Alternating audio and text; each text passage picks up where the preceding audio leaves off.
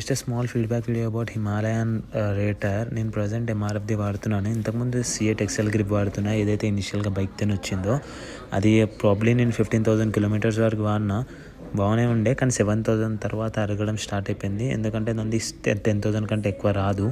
So ఇప్పుడు నేను current వాడేదానికైతే more than 15,000 అయితే నేను తిరిగిన, ఇంకా స్టిల్ గ్రిప్ మంచిగా ఉంది.